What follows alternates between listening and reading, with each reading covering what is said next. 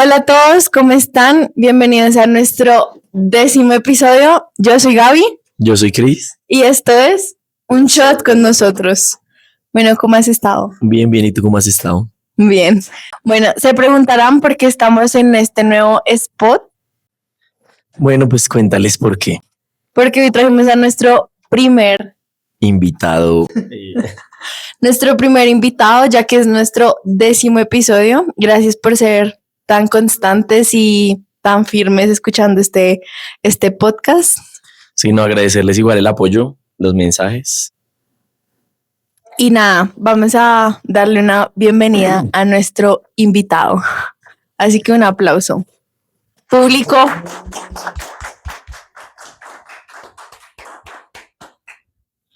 Bueno, bienvenido. Muchas gracias. ¿Cómo te llamas? Mi nombre es Leonardo Jiménez. ¿Cuántos años tienes? 54 años de edad. Nací el 13 de marzo de 1971. Tengo 54 años de edad. Muy contento de estar hoy aquí en Un Shot con Gaby y Chris. Muchas gracias. Muy bien, bienvenido.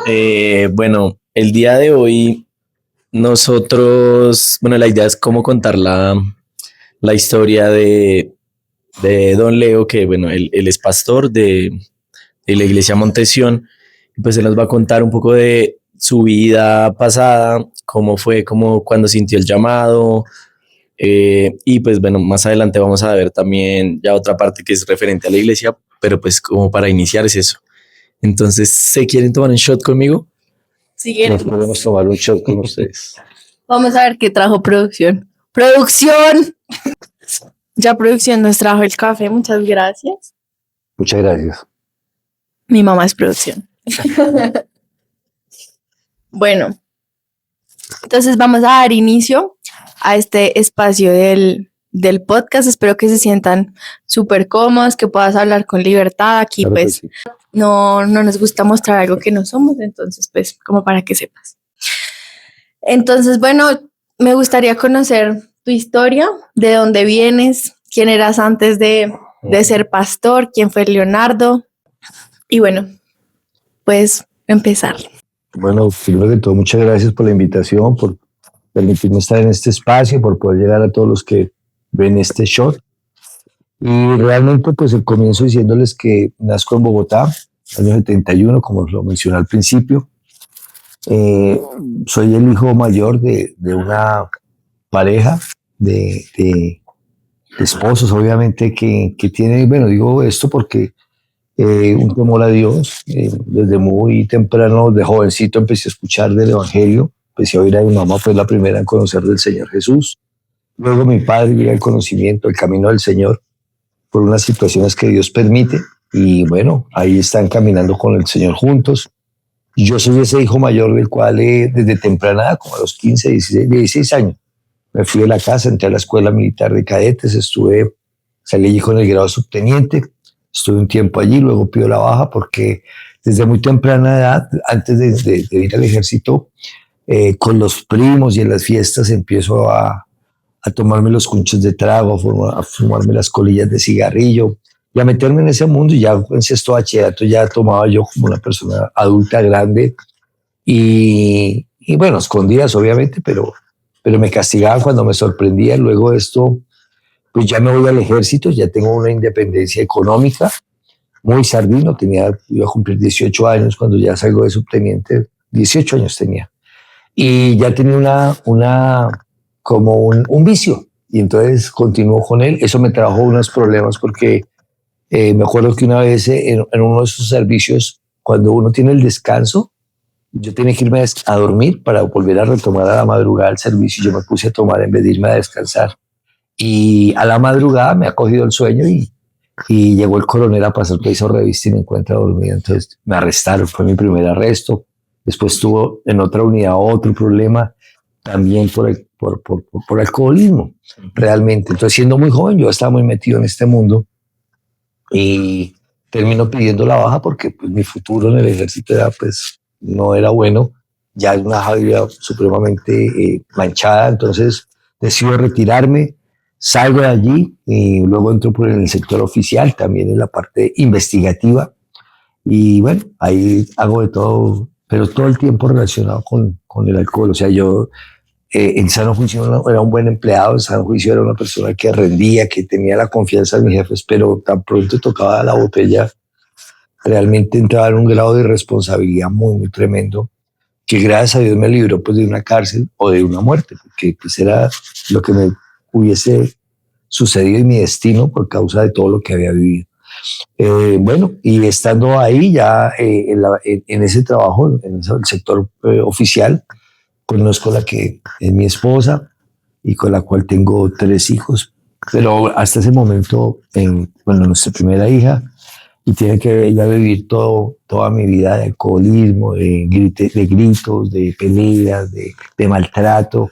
Luego llega mi segunda hija y realmente tengo como una pausa ahí, pero luego vuelvo y tengo unos años pocos todavía en ese mundo licencioso, hasta que realmente el Señor me encuentra, me llama y bueno, yo entiendo ese llamado y mi vida es transformada, pero más o menos a grosso modo fueron años de mucho dolor, de mucha tristeza para mis padres, para mi esposa, para mis suegros, para mis hijos, mis hijas, especialmente pues la mayor que era consciente de lo que estaba sucediendo, y en general pues para mis amigos, para todos los que a uno lo aman y lo rodean, pues son afectados cuando algún miembro de esa familia tiene una adicción o un problema. Entonces eso pues realmente a grosso modo en mi vida, en esos primeros años y en esos llegó, bueno, es importante resaltar que ese alto en el camino me viene a suceder a los 33, 34 años de edad. Ahí yo digo, un momento, ¿yo para dónde voy? No tengo ganas de vivir, estoy lleno de problemas, de angustia, porque cuando uno miente y cuando uno anda en un mundo así, pues solo mentiras, mentiras, para tapar otras mentiras y tratar de quedar bien, pero al final todo termina rompiéndose. Entonces se siente uno abrumado y perdido, y eso es como, en resumen, esos primeros 34 años de mi vida que son desastrosos. Bueno, me parece muy fuerte, ¿no? La historia. Es como la decisión de una persona puede llegar a afectar pues a todo su entorno familiar, ¿no? Sí, total. Bueno, ¿tienes alguna anécdota que quieras contar de tu vida pasada? ¿Chistosa o no? Bueno, puede ser algo rápido. Me gustaría escucharlo porque sé que tienes historias muy chistosas. Bueno, sí, tengo muchas anécdotas. A veces soy como cuentero porque cuento anécdotas y la gente dice, uy, ¿usted cómo inventa? Pero no son invenciones, son hechos reales que yo los hago a menos, pero realmente son ciertos. Bueno, hablándoles, tendría de cada una de las etapas de mi vida muchas anécdotas. Cuando estuve en el ejército, una de las anécdotas es que me dan la orden de que baje a un pueblo en el nordeste antioqueño llamado Maceo.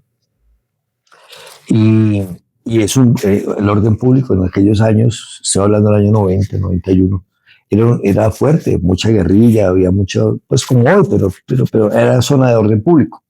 Entonces me dan la orden un comandante de que yo baje solo, que vaya de civil y que me encuentre con un informante para que me dan unos datos y unos campamentos para hacer unas operaciones, unos registros e incursiones. Entonces él me dice, no hay problema, baje civil, teniente, y yo le pongo la seguridad del pueblo y no se preocupe. Entonces yo me pongo de civil, bajo el pueblo, me encuentro con el informante y el informante tiene la grandiosa idea de decirme que si nos tomábamos una canequita de aguardiente. Esa canequita es un término que se usa. Que falla. Y entonces yo tomo una mediecita y mientras le voy pasando y para disimular aquí que estamos como entre amigos tomando y que no es nada diferente, pues yo me tomo esa media y yo ya pedí la otra media. Y cuando me di cuenta, pues ya los soldados tenían hambre y el comandante los recoge y se los lleva al rancho a comer, ¿no? A la cena. Y entonces yo me quedo solo, ya estoy bien prendido y de pronto alguien se dice, este es un teniente del ejército. Y empiezan a correrme, me dan un tablazo en la nariz, entonces el solo tablazo, pues inmediatamente yo tengo una hemorragia. Y yo me acuerdo tanto que fue una camisa, un busito blanco. Pues imagínense, ese buzo quedó morado. Yo salgo borracho, trastabillando. Yo me acuerdo que me caí con las manos, gateaba y volví, me levantaba y corre y me empiezan a dar bala. Era un revólver, me acuerdo. Y yo me meto en el monte Y entonces llegó a una finca donde un señor que cuando yo bajaba con la contraguerrilla, pues él me saludaba y teníamos muy buena relación. Y pues yo era un borracho, pero siempre he tenido como una gracia en el sentido de que generalmente hago buenas amistades con la gente. Entonces este señor me dijo, venga, teniente, guárdese aquí, y me da una habitación, me deja quedar esa noche. Tanto así que en la habitación del siguiente había un guerrillero durmiendo y él le dice, no, aquí en mi casa, afuera mátese, haga lo que quiera, pero en mi casa me la respete. Y le tenían respeto al señor en esa zona. Así que gracias a Dios y pues siempre viendo la buena mano de Dios, llega la contraguerrilla con el cabo García, no que me olvidara. Y entonces dijo, ¿para qué no está mi teniente? Era para eso. ¿Por qué no está mi teniente? Dijo. Y entonces le dijo, señor, sí, aquí está. Yo estaba irreconocible, no podía abrirlos, casi no podía ver la inflamación que tenía en la cara, la camisa pues morada, acartonada, porque la sangre cuando se seca, pues se vuelve como un cartón. Y entonces me acuerdo que vendían unos bolis o tan, ¿no? Tan, se llamaba bolis en mi época, que es unos hielos de sabores en unas bolsas y uno las rompía, bolsas muy artesanales, no como decir hoy, Bonais, pero era muy artesanal. Y entonces yo compré 2 y me los ponía ahí con el cabo, me los ponía para desinflamarme la cara porque casi no podía ver. Y así me sacaron del área, de ese lugar, y pues bueno, me salvé de un secuestro porque la idea era que me secuestraran. Entonces esa borracherita casi me cuesta la vida. Entonces fue una de las anécdotas que tengo. Y bueno, así tengo muchas historias que realmente viví y que de las cuales pues, no me siento orgulloso, pero sí a través de ellas puedo decir que cuando Dios tiene un propósito con alguien lo cumple, ¿no? Y me guardó la vida, me preservó de cosas malas, de problemas, y bueno, aquí estamos hoy contando el cuento, como dice. Ay, no, terrible. Qué miedo.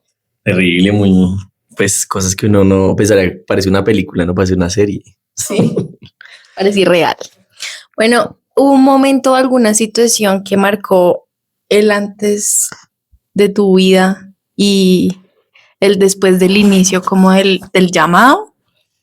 Sí, claro, todo tiene un fin, todo tiene su final, dijo la canción, ¿no? Y yo tuve un final cuando tenía esos más o menos 33, 34 años. No soy muy bueno para las fechas, pero más o menos fue en esa época. Yo empiezo a perderlo todo porque, como les decía hace un momento, cuando uno tiene mentiras en su vida, una mentira para taparlo, una embarrada, otra mentira y así sucesivamente, llega un momento donde ya uno no puede más, o sea, termina uno toteándose. Y eso me pasó, ya pues me echan, me declaran insubsistente de mi trabajo en el sector oficial. Fuera de eso, pues mi esposa toma la decisión de irse porque el maltrato era continuo, la borrachera permanente, entonces también por su sanidad mental y por su tranquilidad, su paz, ella toma la decisión de irse, entonces yo me quedo solito.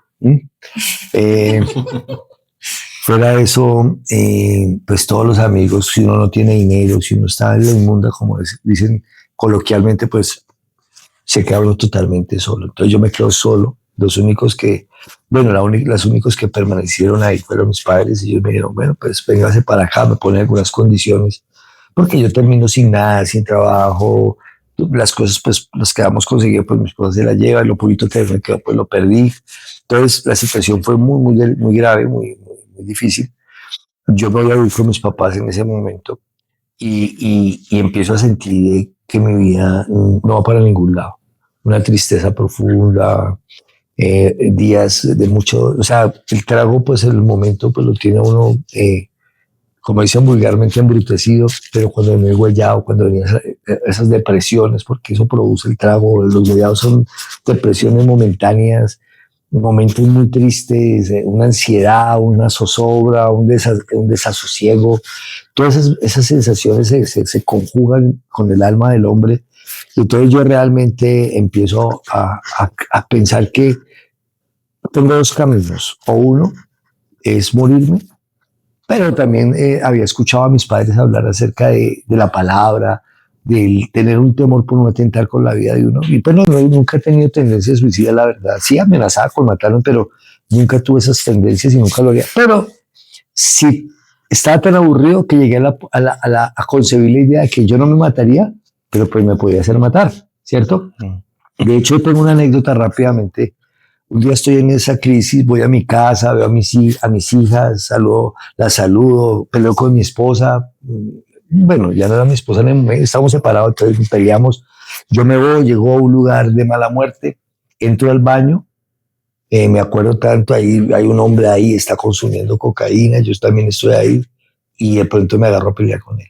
Y era mucho más grande, un tipo alto, y yo me agarro, salgo, y yo estaba con un amigo, me gusta que se metió, y dije, nada, que me nos maten aquí, y me agarro a pelear, ¿sí? Y pues realmente cuando uno quiere como buscar un propósito, a veces pues terminé casi que más macho que el hombre peleando. De ahí salgo, me voy a un barrio en Bogotá llamado el barrio Santa Fe, que es peligrosísimo, terrible ese barrio, y hay unos tipos, hay unos bandidos tomando, y yo les quito la media aguardiente y me la tomo sorbo, a ver si también me cascaba, y no, pues terminé siendo amigo y me tomamos toda esa mañana, y ahí, que parce, que me abrazaban, bueno, son cosas que viví, porque yo quería que como que me pasara algo, porque estaba muy desilusionado de la vida, y pues no tenía esperanza en ese momento. Entonces, sin trabajo, sin plata, sin amigos, y viviendo de mi mamá, llego con creo que dos mudas de ropa. Nunca se me olvidará que tenía unas botas negras de cuero, con una suela como así de gruesa, todos los días con las mismas botas, y caminaba porque no tenía para el bus muchísimo. Entonces ya llegué al punto de casi ser un indigente, pero sin estar en la calle. Entonces muy, muy triste. Y ese fue como el momento, el final, ¿no? Donde sí, digo, ya me quiero morir, y Dios empieza como a tocar mi corazón. Yo siempre he tenido un problema, y es un problema que, bueno, no sé cómo decirlo. Si yo tengo que salir ya y me acuerdo de algo, termino volviéndome a hacer ese algo, porque pienso que si no lo hago inmediatamente no lo hago. Entonces generalmente llegaba tarde a todas partes.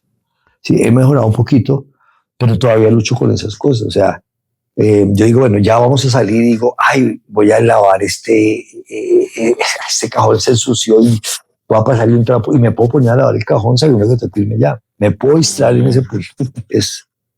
Bueno, y resulta de que tenía una cita con un amigo, porque él me daba como trabajitos y cosas así en esa crisis. Entonces yo llego, y de pronto alguien me dijo, ¿sabe qué? Unas familiares, unas tías dicen, Dios nos tiene orando por usted para que Dios le quite toda sentencia de muerte. Me dijeron así ese día, yo me burlé, pero cuando llegué donde mi amigo, él me dijo, pues no va a llegar no va a llegar temprano ni a su entierro, me dijo. Cuando él me dijo entierro y me acaban de decir que me iba a morir, entonces me entró un temor en mi corazón. Yo dije, no, yo ya no me quiero morir, porque no, yo quiero hacer las cosas bien. Porque yo tenía dos opciones, o morir o que Dios hiciera algo con mi vida. Esas eran como las dos únicas opciones, no había ninguna tercera, no había una tercera, estas dos únicas opciones. O me matan y ya me lloran y bueno, me voy, o Dios hace algo con mi vida. Cosa que pues terminó siendo la segunda, gracias a Dios.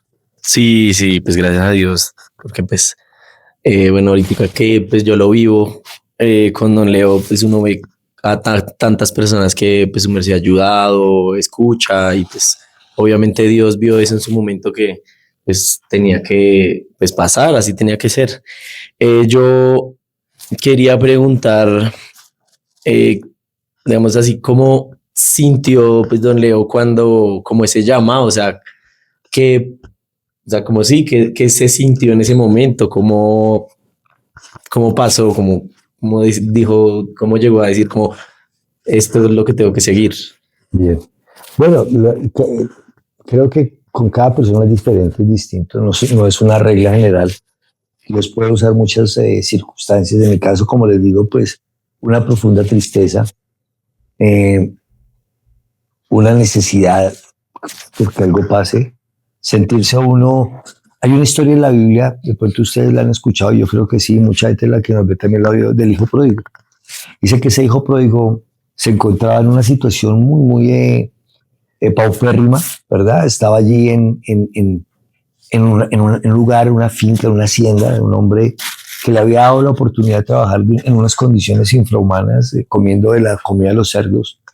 Y de pronto ese hijo vuelve en sí. Yo me sentía así, me sentía que estaba lejos de todo el mundo, que había perdido la oportunidad con las personas y había lastimado a las personas que más amaba, pero que realmente no había amado porque no tenía esa claridad en mi vida, en mi corazón. Entonces resulta que yo lo único que hago es levantarme como si lo prohíbo. Voy a ir a la casa de mi padre, le diré, Padre, he pecado contra el cielo y contra ti, y no soy digno de ser un llamado hijo tuyo, sino trátame como uno de tus siervos y cuida de mí como un siervo, pero no como un hijo. Porque uno siente que ha perdido el derecho, uno siente que pues, ese papá está enojado, ¿verdad? Entonces yo voy a ver a mi madre, que yo la había escuchado orar y llorar por mucho tiempo por mi vida, orando y llorando por mí. Y entonces yo me acuerdo que había ido un pastor a la casa, habíamos tenido la oportunidad bueno, él orar con mi familia y oró por mi esposa en aquel día por mí. Entonces yo digo, mamá, yo quiero de este varón, regáleme la dirección, mamá, de verdad, pues se sorprende porque pues quiero ir a una iglesia, cosa que pues yo no quería saber nada de Dios.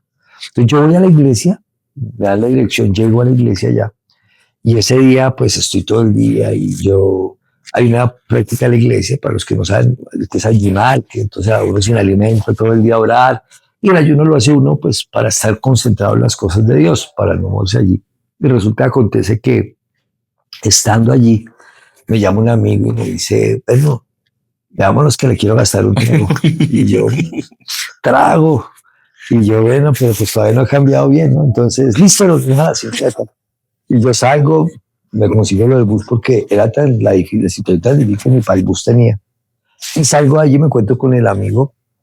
Él era de esos amigos porque mis amigos o mis amistades, como dicen, no eran buenas. Él era un chirrinchero. Ahora, un chirrinchero es una persona que tiene un alambique artesanal y fabrica alcohol sin pagar impuestos y sin pasar por los controles, ¿cierto? Entonces él hacía mucho trago, ron, brandy, whisky, y vendía. Para un alcohólico era un buen amigo. Es el No, paraíso.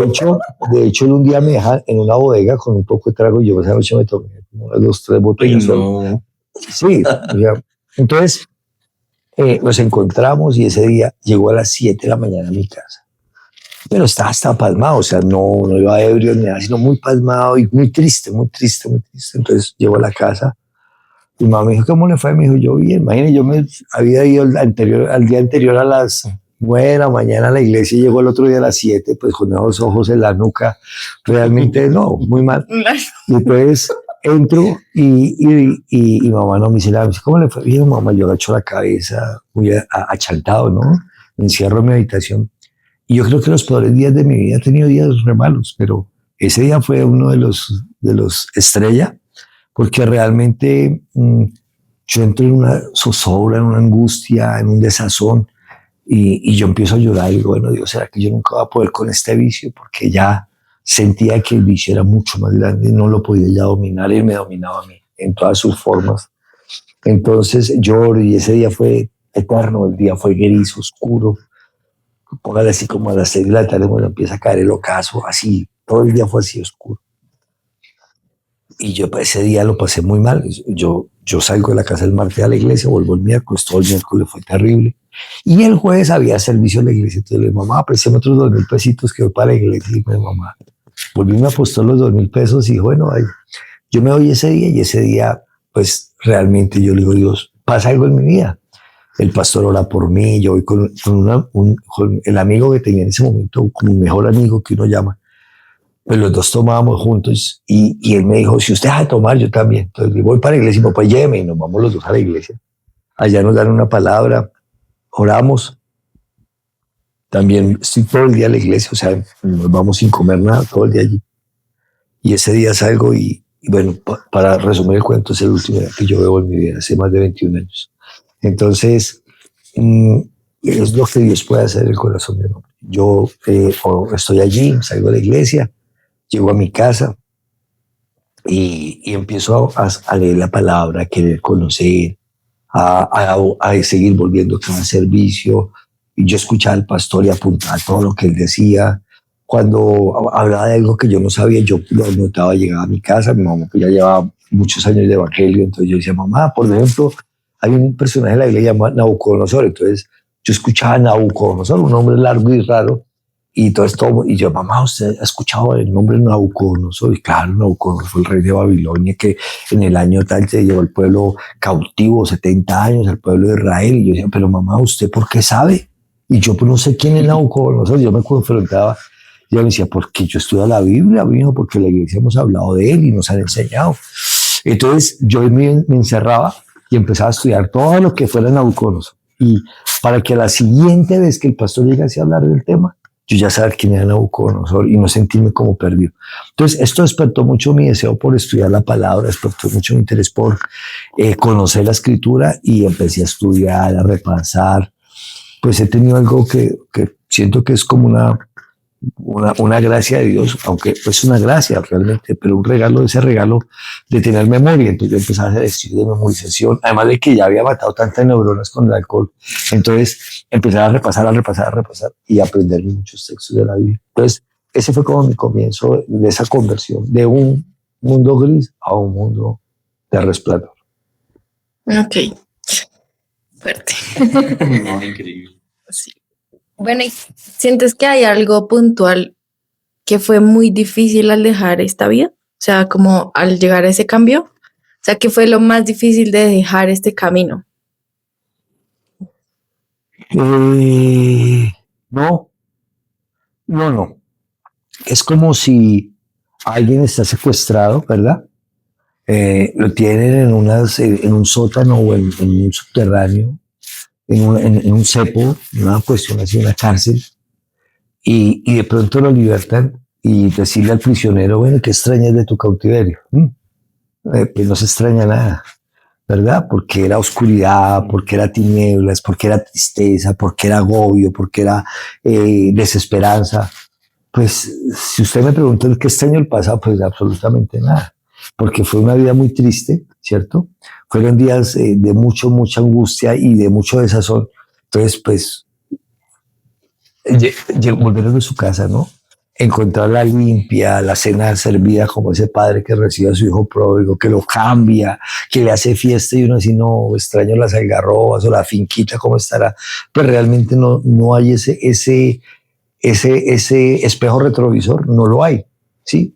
Hoy, por ejemplo, es como una herramienta para poder ayudar a otros, de lo que he vivido, de mis experiencias, pero nunca para anhelar o añorar, no, jamás, o sea, porque fue un mundo oscuro, gris. Claro, pero digamos que, o sea, como, no sé, una persona que tiene un vicio por lo general siente como esa abstinencia. O sea, a eso me refiero, como lo difícil de dejar ese camino. Bien, hay dos cosas importantes o puntuales. La primera, que el camino se puede dejar con un esfuerzo humano, pero hay una segunda que es cuando la gracia de Dios, el favor de Dios y el poder de Dios, ¿cierto? Se conjugan para servir a alguien. Entonces, de hecho, hay algo importante y también otra anécdota o un paréntesis allí, y es que yo por un año intenté dejar la bebida. Por un año empecé en una iglesia pensando que ir a la iglesia me iba a cambiar. Y sí, fui un año, hice prácticas cristianas, traté de seguir patrones, pero al cabo del año volví a recaer. Entonces, y de verdad yo me iba molestando, pero fue así. Todo lo que me dejé de tomar ese año, pues después cuando volví me lo tomé, o sea, compensé, ¿sí? Entonces, fue una recaída mucho más dolorosa, ¿verdad? Por eso cuando yo voy a la iglesia y ya hay un nacimiento nuevo, que es un tema muy profundo y hermoso, pues ya mi cambio no fue un esfuerzo humano, sino fue una obra de Dios. Bíblicamente, ¿cómo lo diría?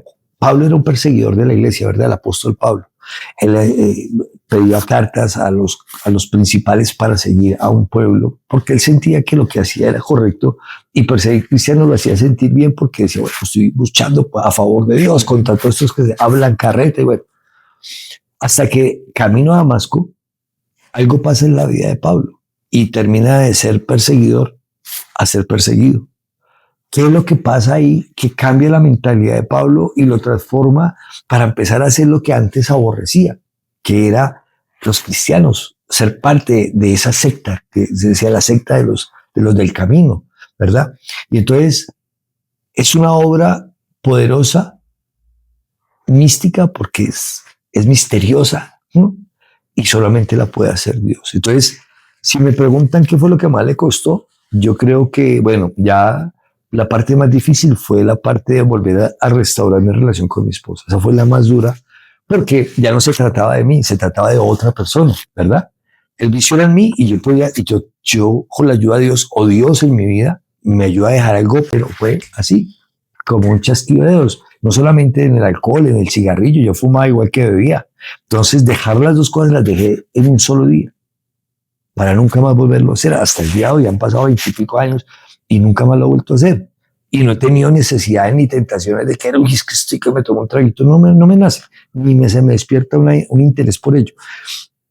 Pero el recuperar mi hogar sí fue la parte más difícil, que ahora me acuerdo, porque mi esposa ya no quería nada conmigo. Entonces, ya no se trataba de solamente de mí, sino también se trataba de una vida diferente.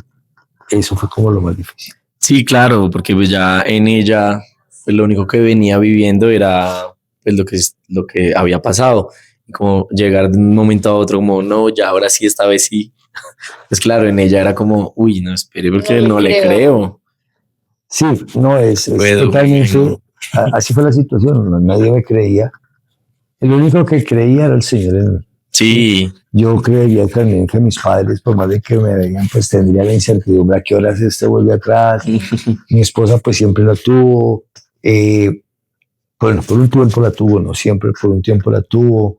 Mis cuñadas, especialmente una, la tuvo. O sea, y no era una sorpresa, ¿verdad? Era algo yo también lo hubiera pensado de otros y si me hubiese tocado vivir algo así. Entonces sí, claro, pero no, fue real. Ah, bueno, no, pues muy bonito, ¿no? Al final. Sí, gracias a Dios. Terminó bien. Spoiler, termina bien. Sí. Y bueno, después de todo este cambio, que ya pues su merced ya deja todo esto, ¿cómo cambió la manera de ver la vida, de como de tratar a las personas? Bueno, yo no sé si alguna vez han estado ustedes durmiendo esta tarde y tienen todo oscuro. Siempre ¿sí? Madrugo. Yo siempre lo he escrito como esto y siempre lo he hablado porque cada pregunta que me hacen, pues yo ya las tengo que exponer en otros escenarios, en mis predicaciones, claro, en la iglesia. Pues siempre lo he definido como cuando uno está en un lugar oscuro, muy oscuro, y de pronto llegaba la mamá, ¿no? O la esposa, levántase, y corría la cortina y entraba ese rayo de sol, ¿sí? De la oscuridad a un resplandor. Y la vida espiritual es igual, porque el resplandor a primera instancia no es buena, no es tan nítida en el sentido que tú dices, ay, no, no, te hace cerrar los ojos, no, y... te da un destello, pero a medida que la luz va entrando por la retina, ¿verdad? Va empezando uno a aclararse el día y va empezando a cobrar sentido el paisaje, los colores, su realce. Entonces tú dices, uy, qué árbol tan verde. ¿Por qué? Porque la luz del día le permite a uno disfrutar ese árbol verde y de pronto dice, ¿y el cielo cómo está? Mira el azul del cielo tan precioso. Generalmente uno no se detiene en esos detalles, pero cuando el color se hace manifiesto, cuando la luz resplandece, tú empiezas a ver y a disfrutar lo que antes no habías podido disfrutar. Entonces, eso pasa en mi vida, de una oscuridad, ahí bueno, yo hallado, por ejemplo, en un cuarto oscuro, con un tufo, alcohol, a cigarrillo, a desgracia, ¿no? Y que alguien te abra la cortina y de pronto tú digas, oiga, qué árbol tan bonito, oiga, qué paisaje tan hermoso, oiga, y empiezo a ver cada cosa, en especial las personas que están a mi alrededor, entonces mis hijas, mi esposa, mis padres, y empiezo a valorar los que pues me abrió la puerta, que fue esa familia, la fe en su momento. Entonces yo empiezo a disfrutar mucho eso y por eso les digo que yo extrañar lo viejo para nada, porque empiezo, ¿quién quiere estar en oscuridad, en tinieblas, verdad? Entonces yo estoy ahora en la luz, estoy disfrutándolo y es para mí maravilloso porque encuentro el sabor y el sazón de la vida. Entonces todo es diferente. Increíble. Ok. Bueno, yo tengo una pregunta y es, bueno, tú cambias tu vida, estás contento, como lo dices, recuperando tu hogar, me imagino que llegó un momento en donde ya están bien, pero siento que hay un momento que divide la historia entre ya tú estar bien y encontrar un llamado, como el ser pastor, y pues sería interesante que nos contaras en qué momento sientes ese llamado, en qué momento dices, Dios me está llamando a otras cosas. Bien, generalmente cuando me haces la pregunta queda como si hubiese un momento que se rompen las cosas y no es así. Realmente en Dios, y yo tengo la firme convicción de que en Dios uno va caminando y las cosas le van saliendo al encuentro. No se trata de un momento determinante, puede que en Dios sí, pero nosotros no nos percatamos de eso. Por ejemplo, yo empecé, como les dije hace un momento, a estudiar versículos, a retener, a estudiar, a ser autodidacta, a ponerme en libros y a poner a aprenderme los libros de la Biblia. Un ejemplo, en los diáconos de la iglesia, yo los escribía y los repetía hasta que me los aprendía, los apóstoles hasta que me los aprendía. Y empecé a hacer una serie de estudios yo solito, allá a capacitarme y aprender. Y tenía muchos deseos de conocer la palabra. Empiezo también a ir a grupos a recibir, pero también empiezo a dar y empiezo a hablar y entonces alguien me decía, bueno, ¿usted tiene algo para decir algo? Sí, sí, entonces yo como había anotado la última predica, pues lo que hacía era replicarla, ¿verdad? La comparto y la gente, wow, ay, tan bonito, y ay, y me sabía 4 o 5 notas de la guitarra, bueno, me sé las escalas de la guitarra, entonces tocaba 2, 3 canciones, entonces no solamente adorábamos, sino compartíamos una porción de la palabra, y ay, hermano Leo, cuando vuelve y por aquí nos comparte, y entonces ya me empiezo a meter en ese mundo. En la iglesia el pastor también empieza a darse cuenta de que tengo un poquito de ventaja frente a otros que pues van y llevan años de evangelio, pero yo tenía hambre, entonces eso se notaba la diferencia porque cuando él tocaba un tema, yo ya sabía el tema. Entonces era como un alumno precoz, ¿no? Yo ya respondía y a veces me decía, espere, cálmese, porque ya sabía la respuesta, yo había estudiado harto eso. Entonces el pastor empieza a ver que yo tengo algo para dar y me dice, prepárese porque yo quiero que usted comparta. Entonces empiezo a ir por un camino donde Dios me lleva de la mano y donde el destino va a ser un ministerio. Entonces yo nunca tuve la intención, ni nunca dije, quiero que me den un ministerio. No, sencillamente yo iba caminando y en el caminar empiezan a salir a mi encuentro diferentes circunstancias que todas apuntan o son conducentes a lo que terminó siendo en mi llamado, un pastor, ¿no? Entonces el mismo pastor, mi pastor, él empieza a sentir de que yo tengo un llamado y me quiere promover y empieza a formarme y me hace su discípulo, me lleva a diferentes lugares. De hecho, él hacía algo que era llevarme y de pronto estábamos en un entierro, por ejemplo. Hermano Leo, acompáñame que vamos a ir allí. Claro, pastor, vamos. Como yo estaba sin trabajo y nadie me quería recibir por mis antecedentes. Claro, yo tenía antecedentes disciplinarios de la Procuraduría. Entonces, cada vez que iba a accesar a un trabajo, me decían, bueno, traiga los antecedentes. Yo sabía que ella pinchaba porque no los podía llevar. Y si los presentaba, pues nadie me iba a abrir la puerta. Entonces me cerraron todas las puertas de la cara, a pesar de que yo ya había cambiado. Y es lo que yo llamo las consecuencias de la vida. Uno piensa que porque ya uno está en el camino de Dios, ya no toma, ya está bien con sus seres queridos, el pasado perdona, no, nunca. Entonces todo el mundo empezó a cobrarme. Ya hoy no tengo nada porque los años han borrado mis antecedentes, pero por los primeros años no pude volver a conseguir un trabajo formal, o sea, una nómina, porque no podía reunir el lleno total de requisitos. Entonces, pues yo me la pasaba a la iglesia, como no tenía trabajo, yo me la pasaba a la iglesia y ahí el pastor me llevaba por un entierro, vuelvo a esa parte, y me decía, hermano, comparta algo. Y así no me dejaba ni preparar ni nada, sino. Entonces yo ya sabía que así, hablara o no hablara, tenía que ir preparado. Y yo decía, si él me llegara a pasar, yo hablaría de esto. Entonces ya estaba listo. No pasaba nada, bueno, no me tocó, bueno, me iba a mi casa. Pero si él me decía, hermano, me toca, yo decía, sí, claro, pastor, abramos la Biblia en tal parte, y ya, iba preparado. Entonces, para concluir, en el camino me salieron todas las situaciones que me llevaron a ese punto, o me trajeron hasta aquí, man. Increíble. Increíble, de verdad, ¿no? Pues es como ver todo lo que va preparando Dios para una persona cuando lo tiene ya previsto. O sea, él se va valiendo de todo lo que pasa y pues nada, el propósito sí o sí se cumple.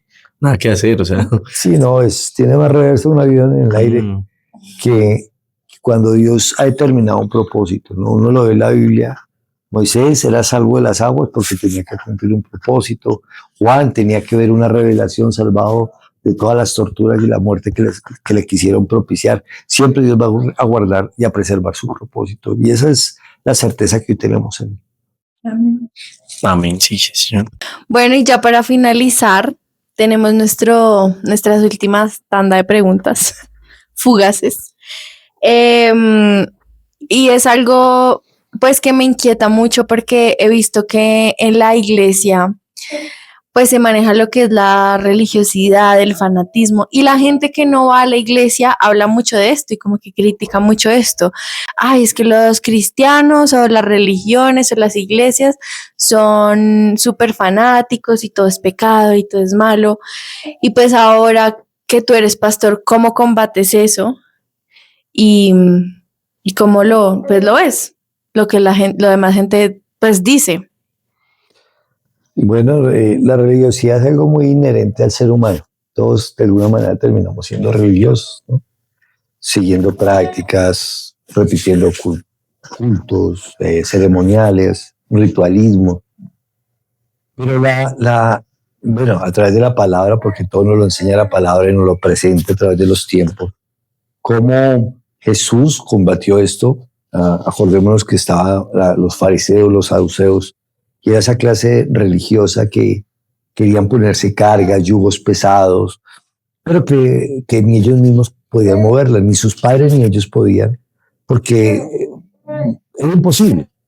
Entonces Jesús tuvo una vida práctica. Jesús se sentaba en la barca, se sentaba en la montaña, se sentaba en el desierto, no tenía ninguna estructura. Si tenía que ir a la sinagoga, también estuvo en la sinagoga compartiendo. Entonces Jesús tiene una manera de predicarle a todo mundo con una vida práctica. Yo creo que la manera para quitar la religiosidad es siendo quienes somos, o sea, presentándonos tal cual somos, y reconociendo que somos débiles, reconociendo que somos imperfectos, reconociendo que necesitamos a Dios todos los días de nuestras vidas y no sintiéndonos superiores, no sintiéndonos que estamos más altos que los demás, sino en la misma condición. Entonces, cuando uno habla del amor de Dios desde mi humanidad, desde mi fracaso, desde mi necesidad, pues la gente va a querer escuchar.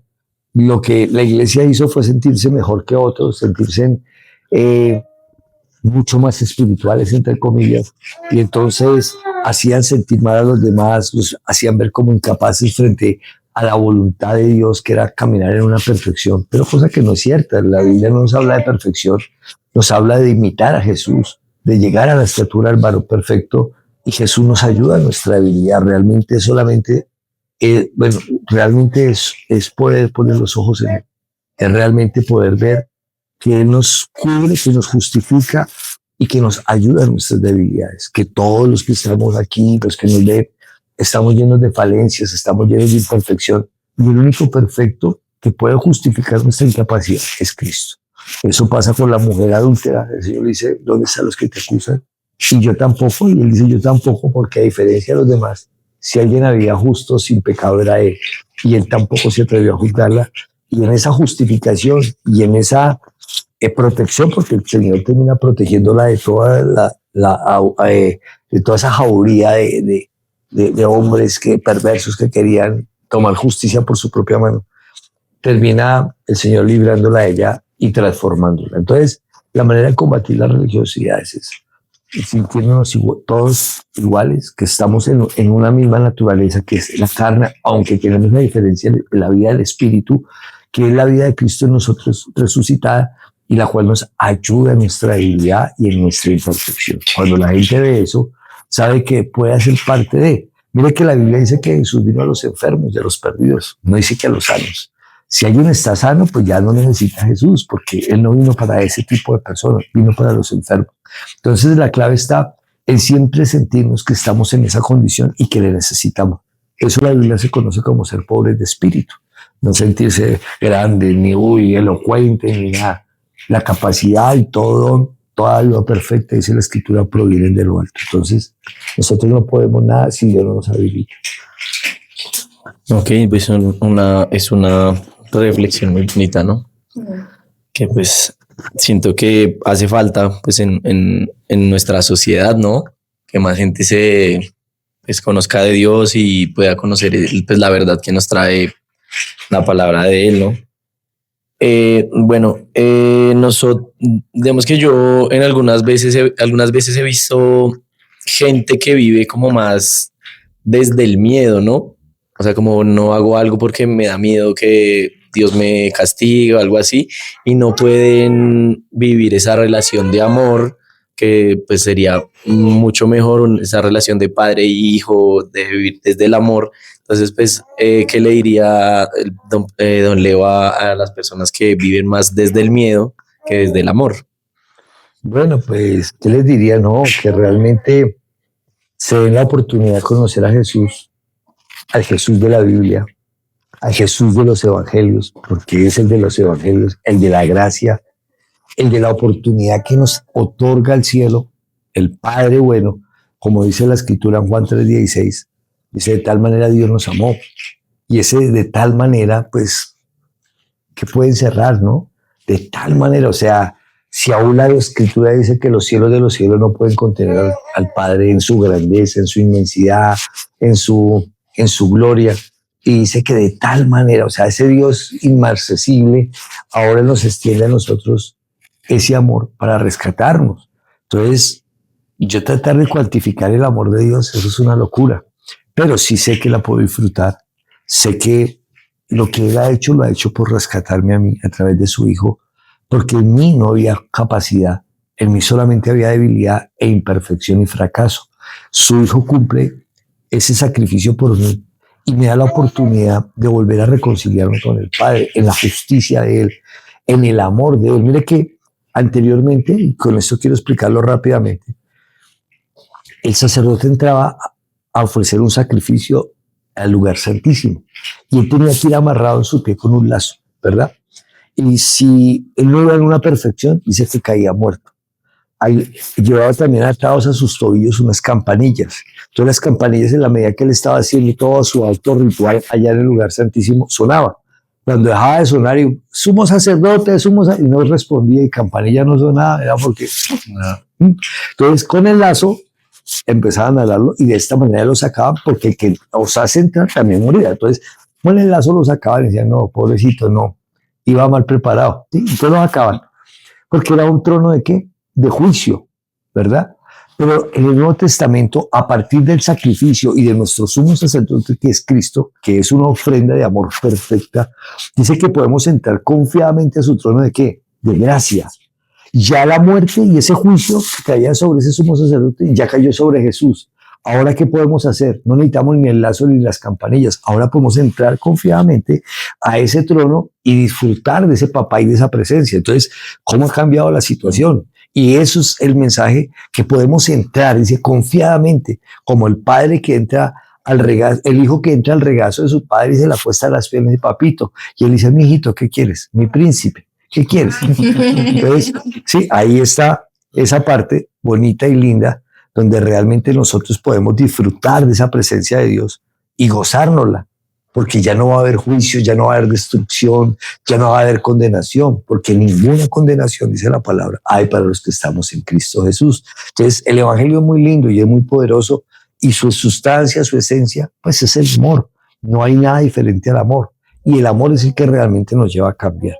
El poder reconocer en mi vida, hace un momento que hablaba de mi testimonio, el reconocer su amor por mí, como ese hijo pródigo que vuelve a la casa y papá no dice, ¿por qué te gastaste el dinero en rameras? ¿Por qué te equivocaste? ¿Por qué la recriminación?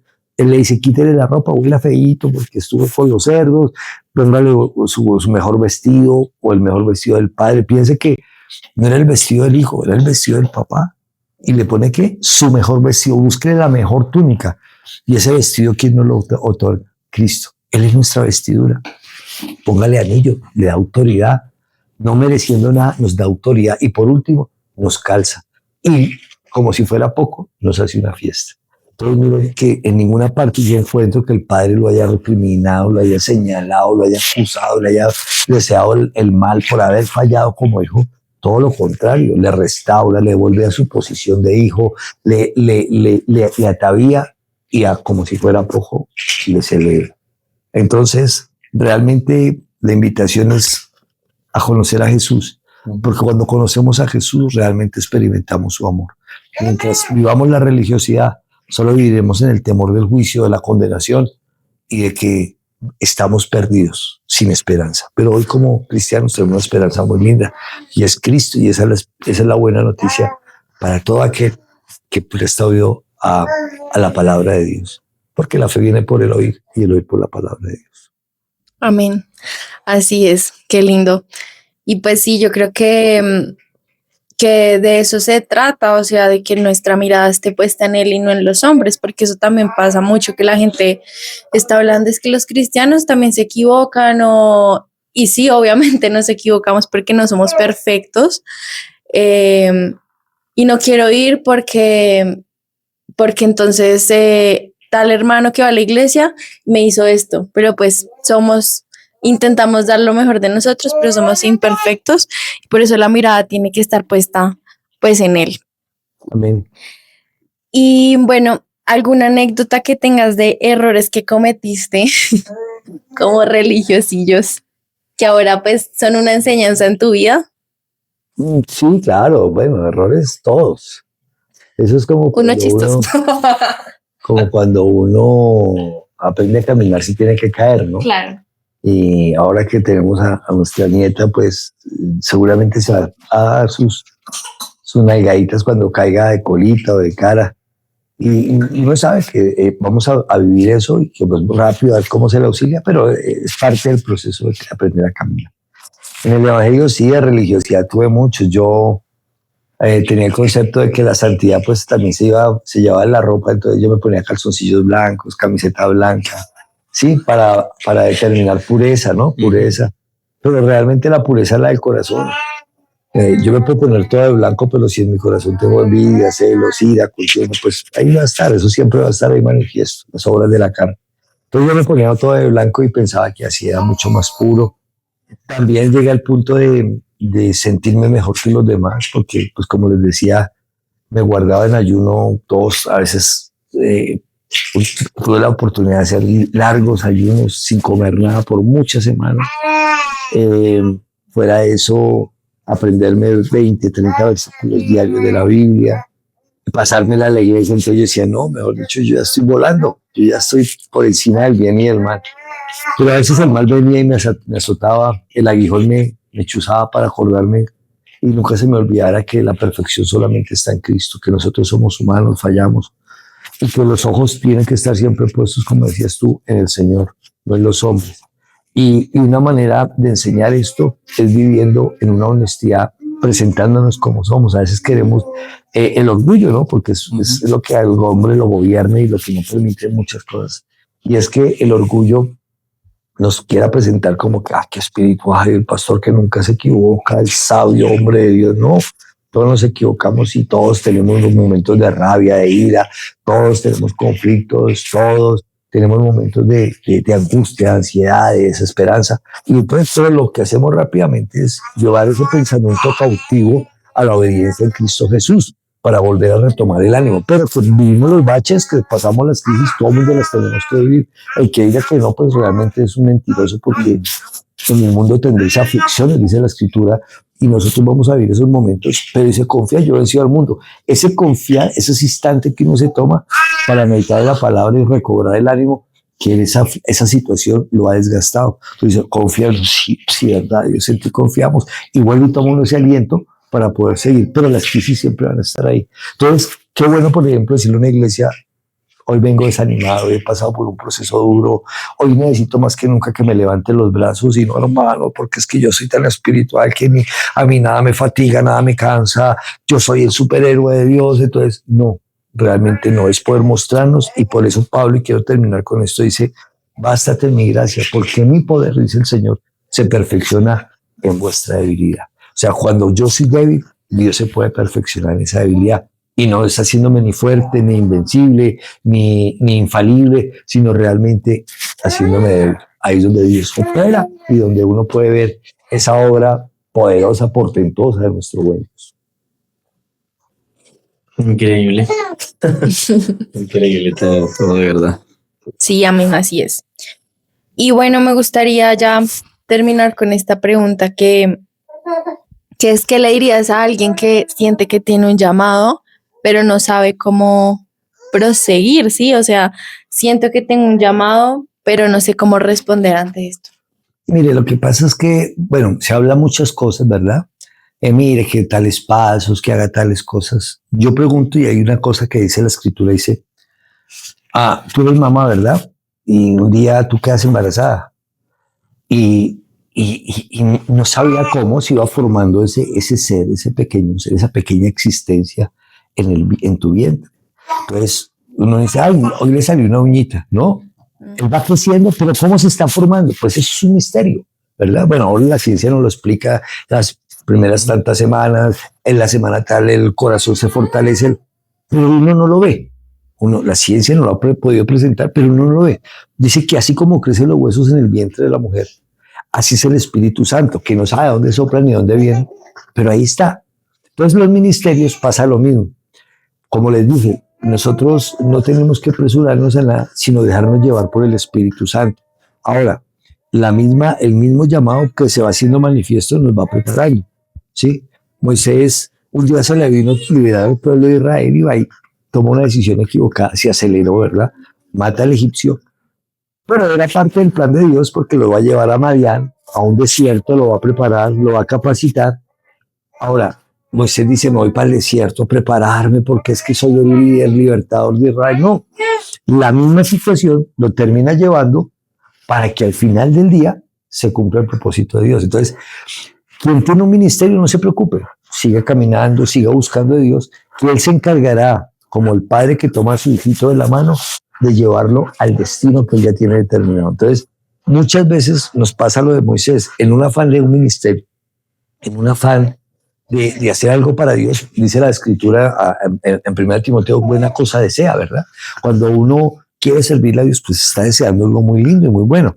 Pero en ese afán de hacerlo, se pueden cometer errores. La intención de Moisés era buena, libertar a su pueblo. Él dijo, me vino al corazón ir a libertarlos, voy a ir a saludarlos, y en ese día, pues se metió en tremendo problema, y duró 40 años ese problema. Imagínense la angustia, 40 años, hasta que Dios le dice, tranquilo Moisés, los que te perseguían, ya no están, ya se murieron, ve y cúmpleme el propósito. Entonces, cuando él menos quiso, fue cuando Dios le dijo, ve.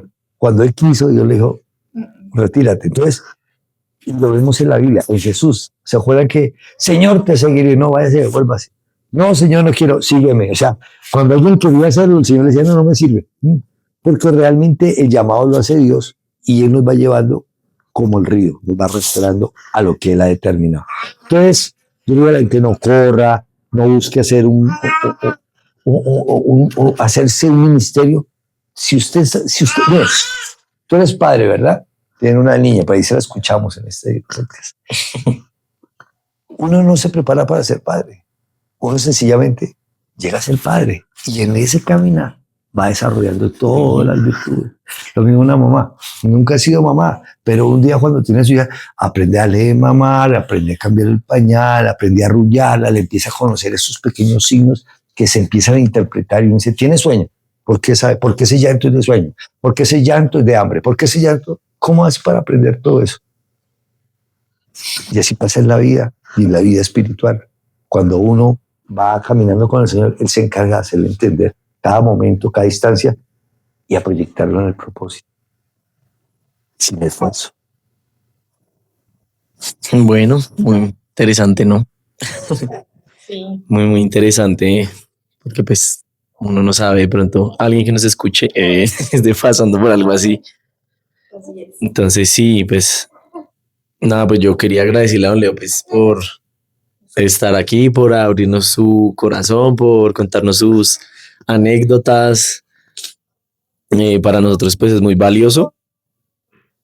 Sí, muchas gracias. Para los que no saben, el pastor es mi papá y es, y es el abuelito de Martina, que hablabas de nieta, pues. Bueno, Sí, para los que no saben, entonces, pues nada, gracias papi, gracias por estar acá, gracias por ayudarnos. Sí queríamos que este 10º episodio fuera muy especial y qué mejor que tenerte acá. Así que, bueno, eso fue un shot con nosotros. Recuerden que nos pueden dar like. Sí, nos pueden dar like, recuerden suscribirse, activar la campanita. Bueno, quería decir que también la idea del episodio era como dejar esa semillita ahí sembrada pues en la gente que nos escuche, También. de buscar a Cristo, pues ya conocer la palabra de él, y pues era como el trasfondo de todo, ¿no? Sí, así es. No, por último, pues aprovecho para darle las gracias también por haberme invitado. Para los que van a verlo, ojalá sean muchos, puedan de verdad, si están pasando por un momento de desesperanza, por un momento de angustia, que no encuentran respuesta para sus vidas, que se encuentran agobiados, el camino es Cristo. Es como pasar de la oscuridad absoluta a la luz esplendorosa de su amor.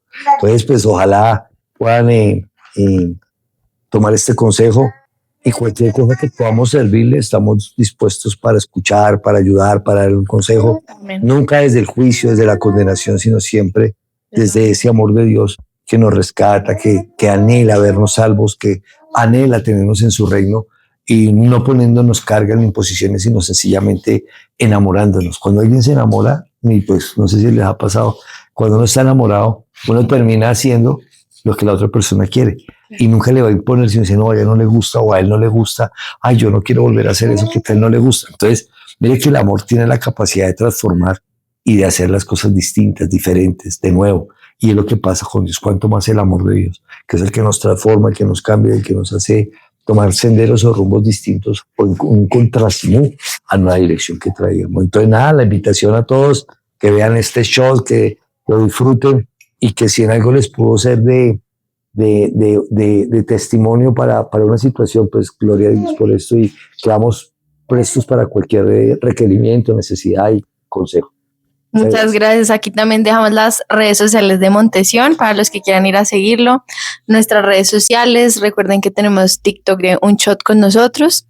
Y nada, eso es todo. Gracias a todos. Chao.